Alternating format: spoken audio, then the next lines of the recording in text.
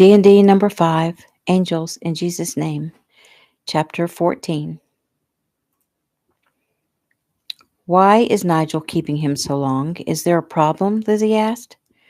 John glanced over his shoulder, his eyes scanning the rest for his friend. Look, Lizzie, I'll be honest with you.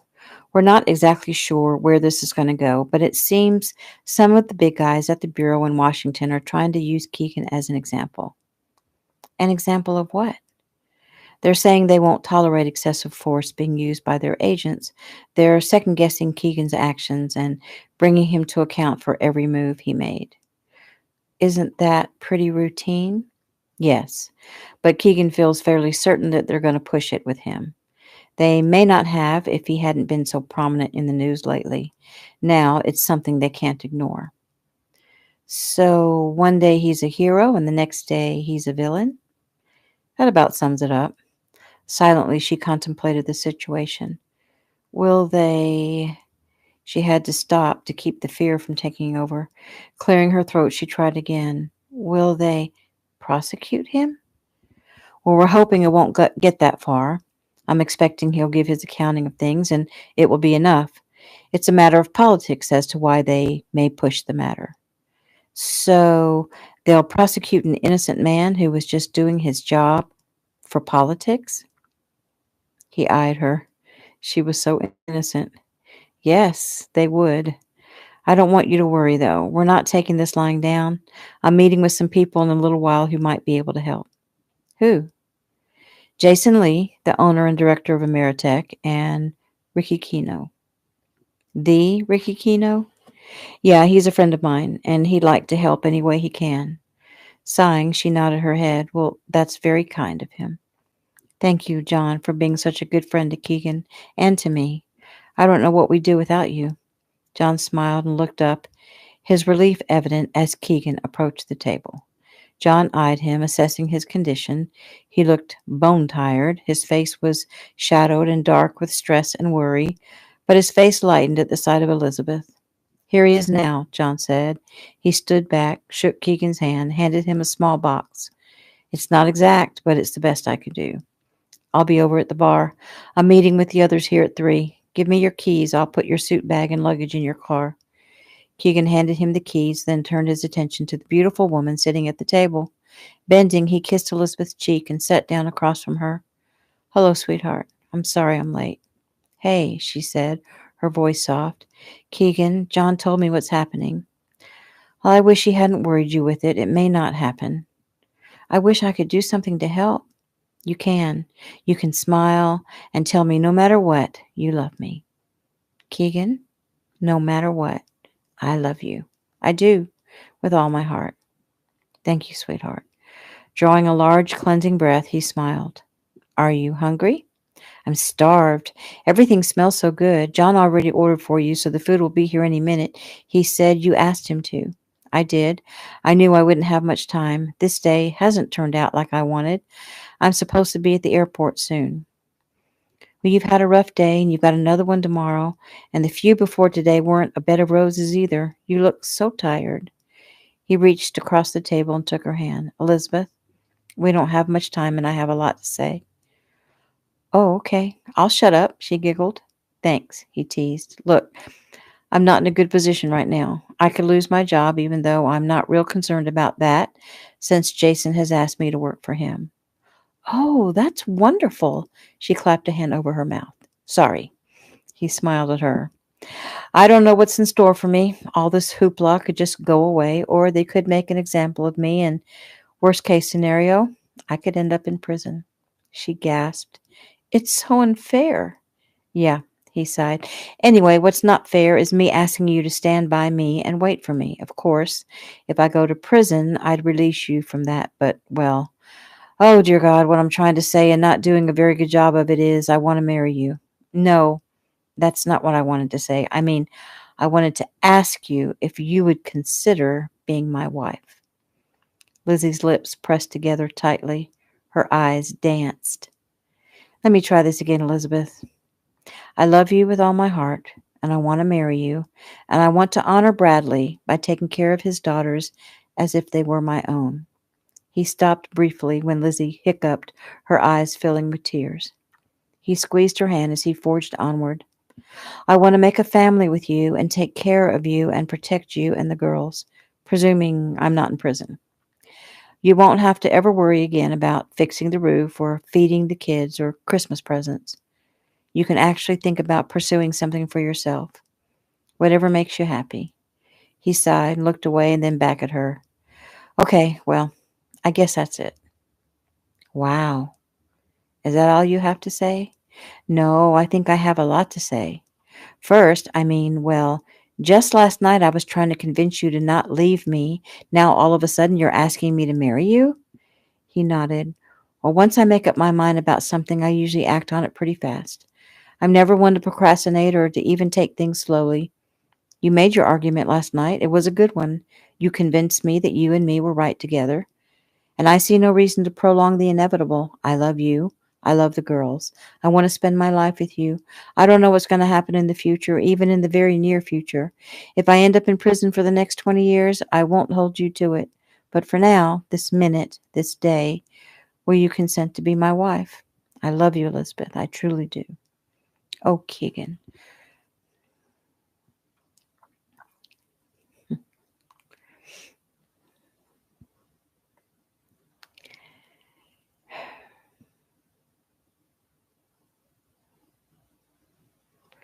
Wow.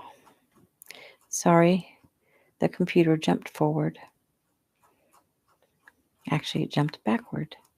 Don't know how that happened.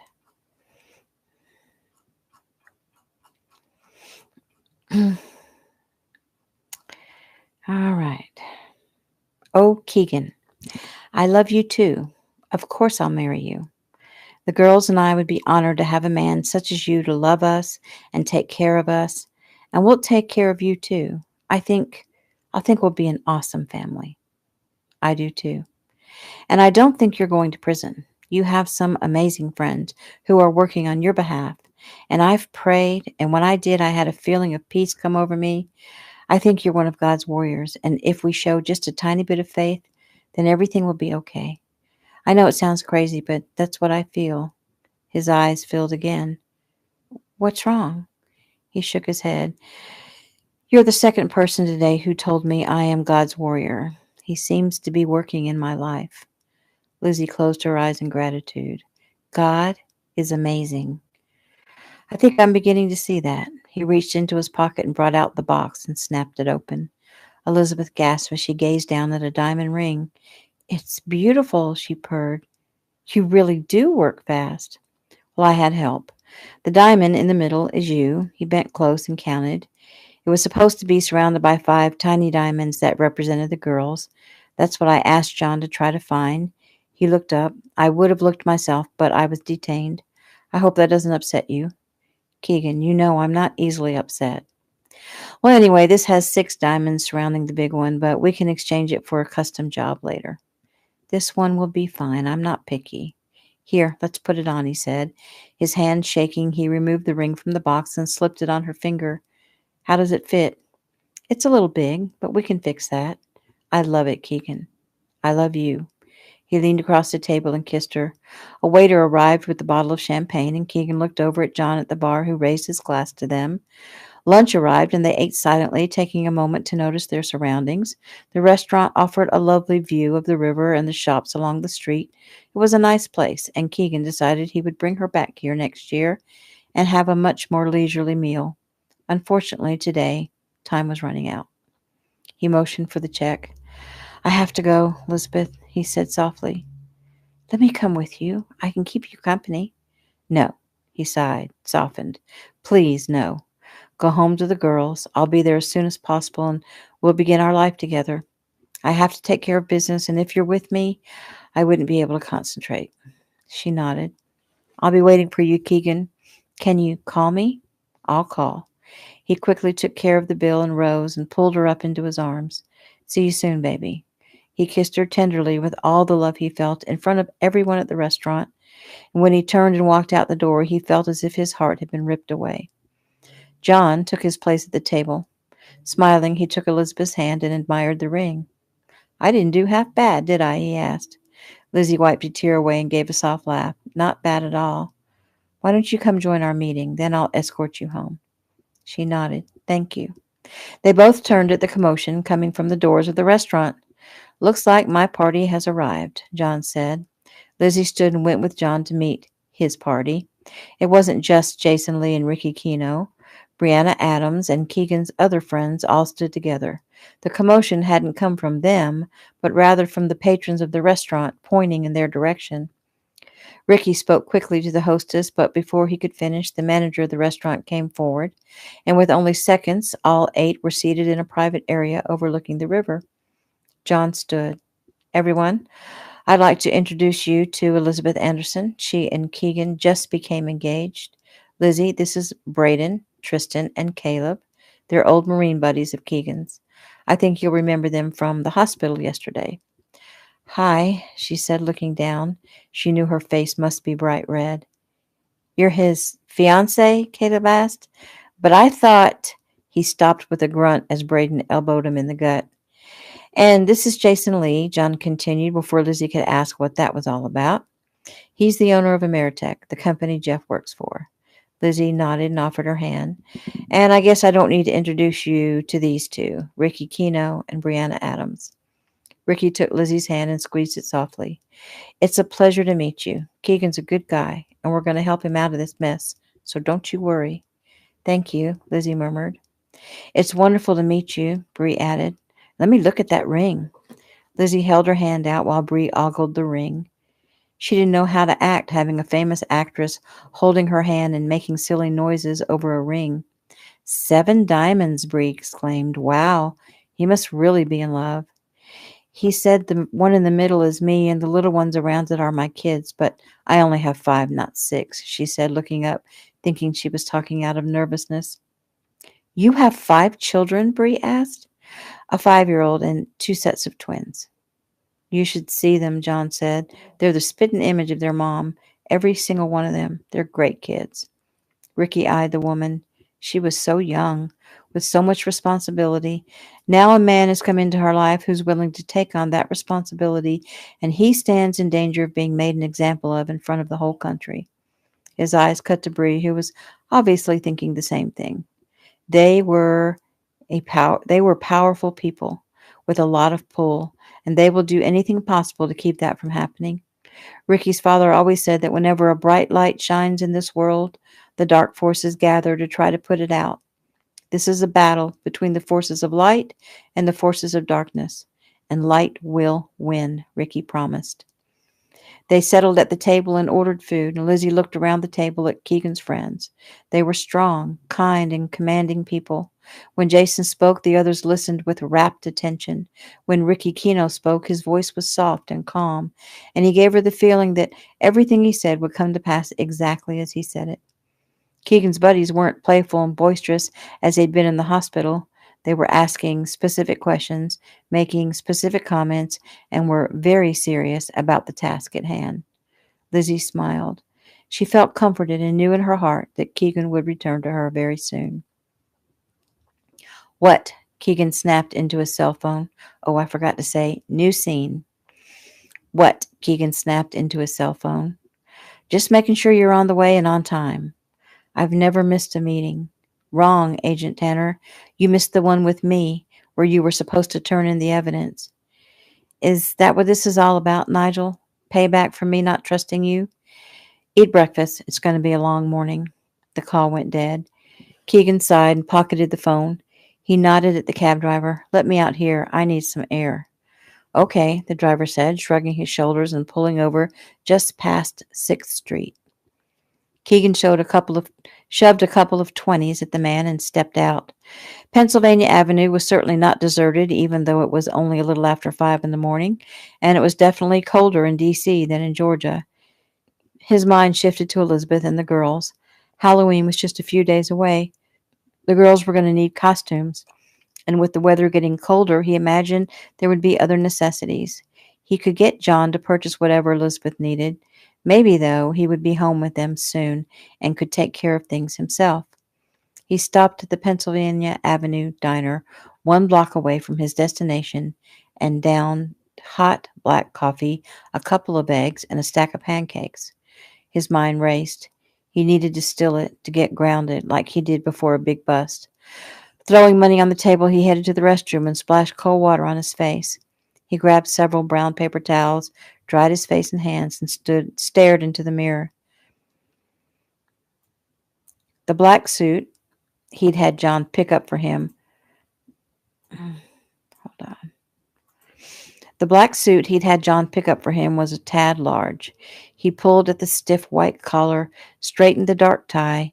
He nicked himself shaving, and the nick suddenly seemed angry and red. Sighing, he ran his hand over his hair and headed for the door. Here goes, he mumbled. Keegan was met in the lobby of the J. Edgar Hoover building by Nigel Court. 2 seconds later, a gorgeous brunette approached. Normally, Keegan would have smiled and flirted, but he definitely wasn't in the mood, and apparently neither was she. "Special Agent Tanner?" she asked curtly, her nose wrinkling in distaste. She looked past him toward Nigel. "Mr. Court, nice to see you." He nodded. "Brenda?" "Follow me, please." They rode the elevator silently to the 9th floor.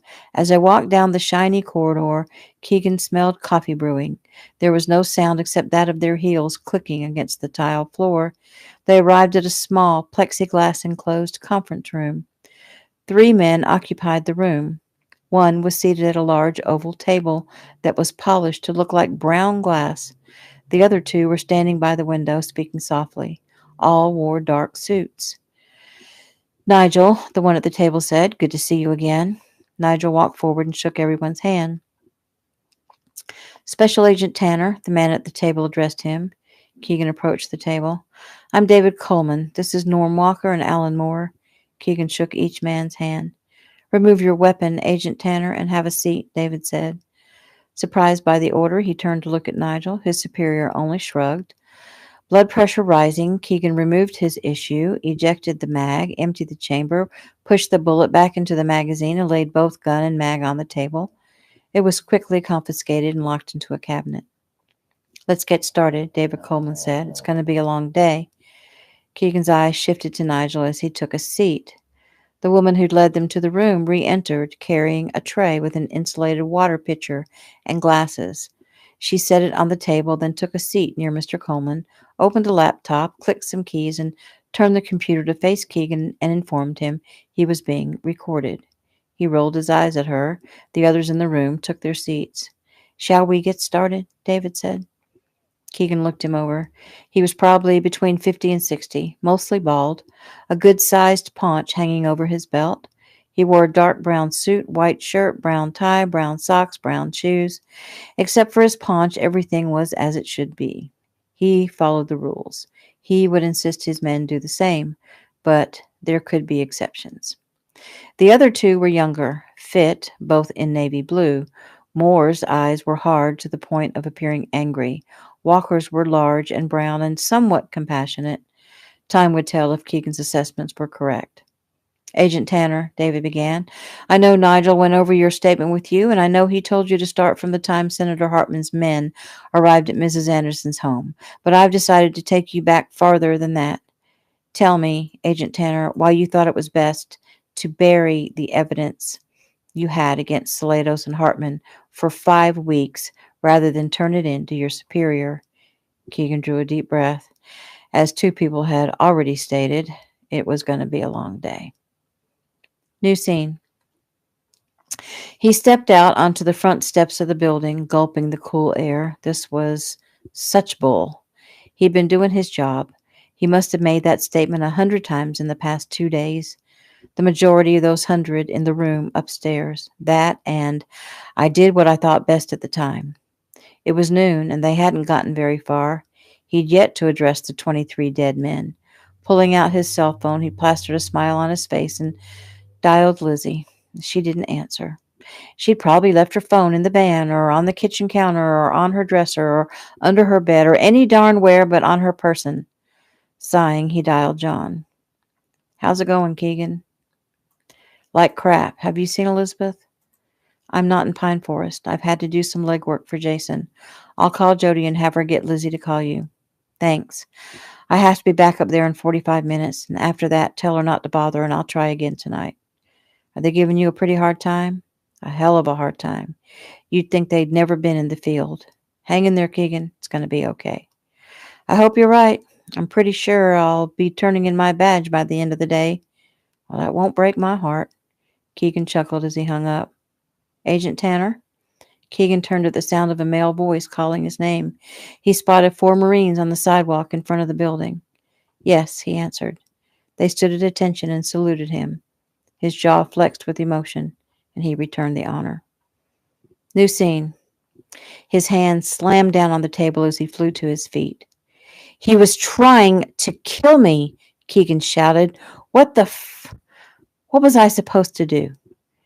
David Coleman stood slowly, his eyes narrowed to slits. You'd better get yourself under control this minute, Agent Tanner, or I'll have you escorted out and detained until you're able to do so. Keegan's chest heaved, his head bowed. Finally, he slumped back down in his chair. I apologize, he mumbled, then drew a deep breath. He carried an M16. He swung it up to shoot me with it. I fired first. How simple is that? And the very next man you saw, you slit his throat. Why didn't you shoot him too? I already told you. Tell me again, Agent Tanner. He took me by surprise. I came around a corner and he was there. We were too close for him to swing his rifle up and shoot me. He had a knife. I had a knife. We wrestled for position and I won. And you had to kill him? It was him or me. That's what you keep saying. Because it's the truth. The words were spoken softly. He was so tired. They'd been at it all day. Okay, Norm Walker said quietly. It's late. You're tired. We'll continue this in the morning. David Coleman nodded. You're right, Agent Tanner. We'll expect you back here same time tomorrow morning. Yes, sir, Keegan answered, his tone sarcastic.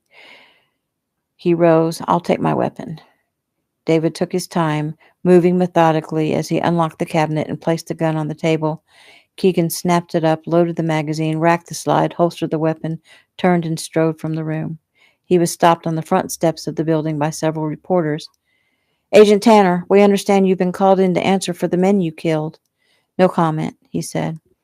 Agent Tanner, this is your chance to tell us your side, one man called out. Don't you want to let the public know why you had to kill 28 men? Keegan stopped, his eyes zeroing in on the man who spoke. First, your facts are off. Second, I was doing what I was trained to do. Period. I was doing my job.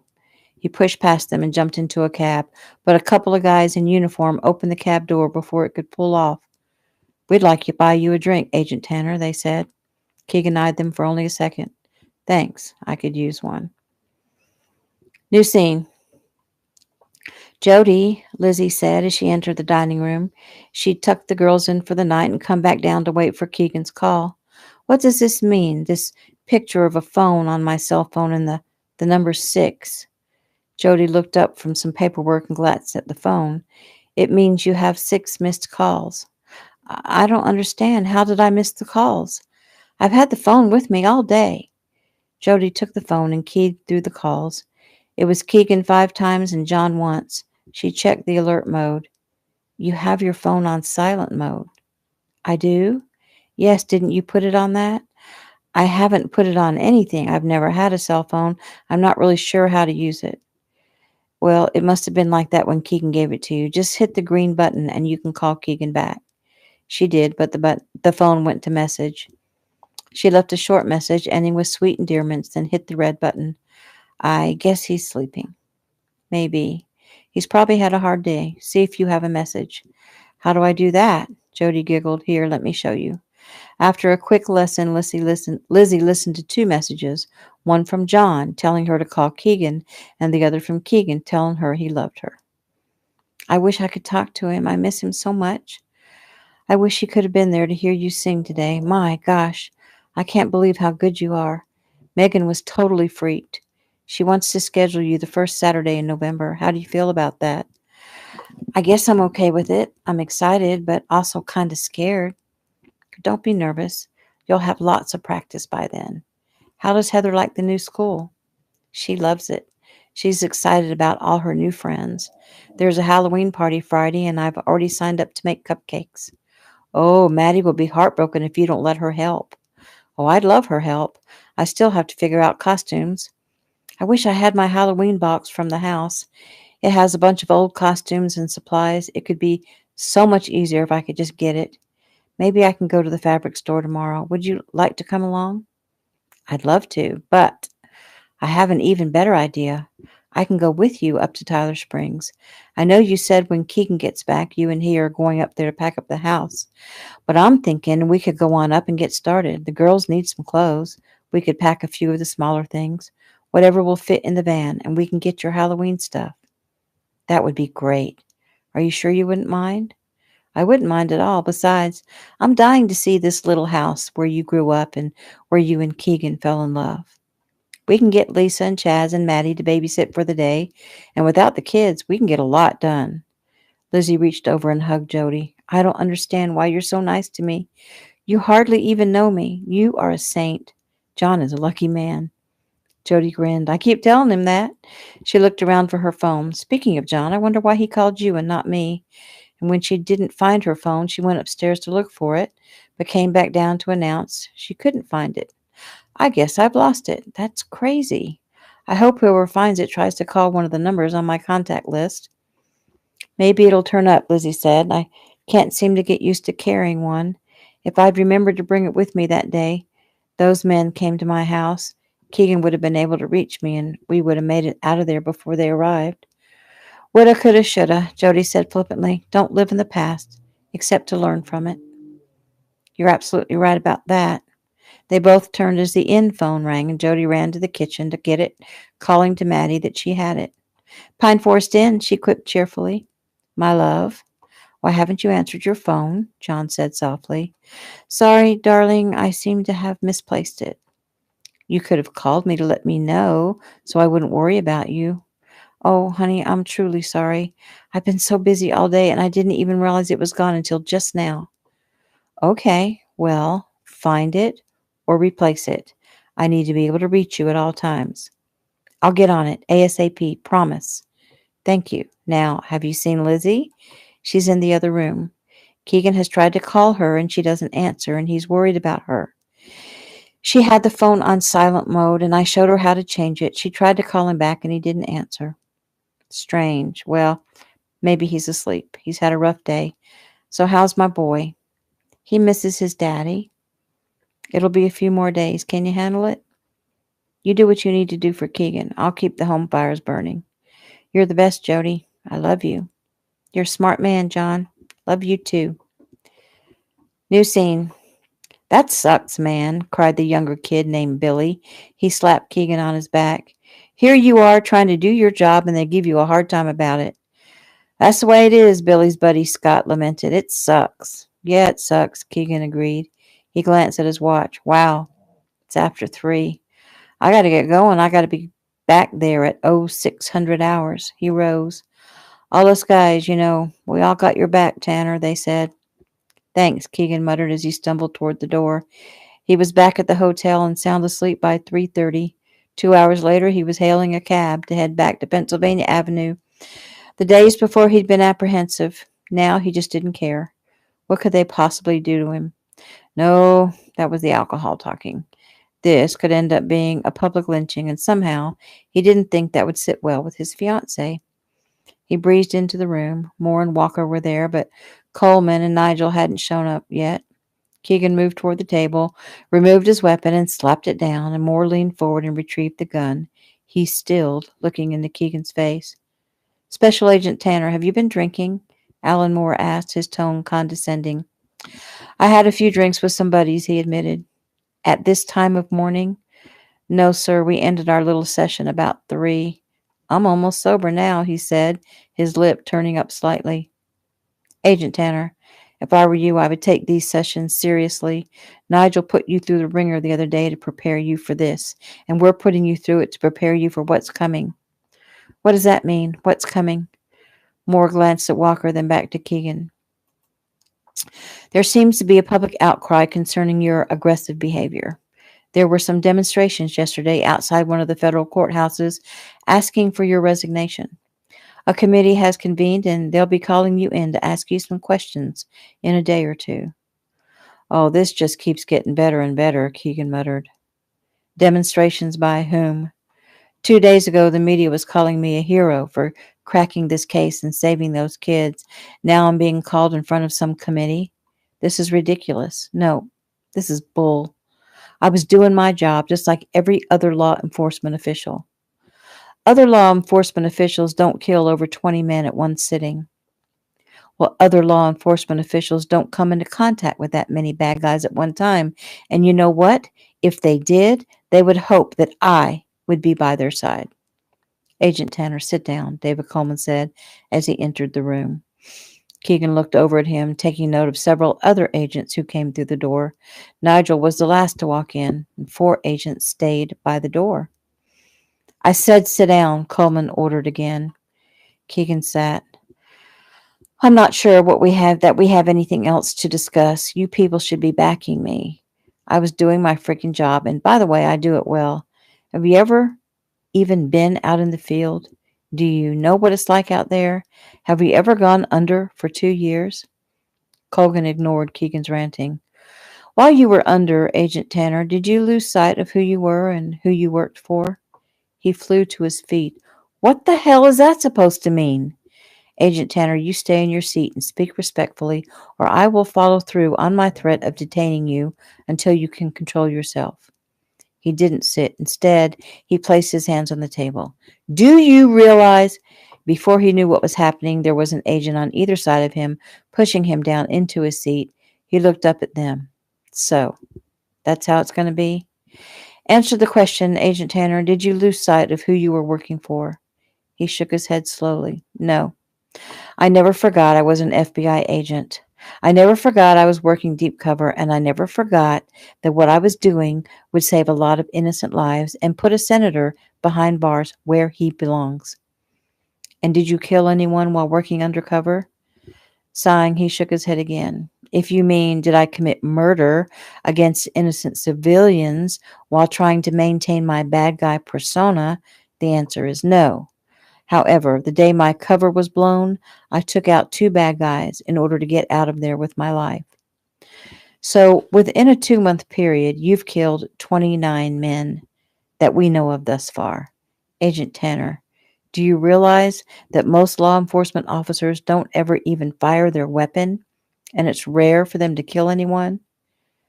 Well, do a study on undercover vice, or CIA, or SWAT, or any other covert ops, and the statistics will go up, Keegan argued.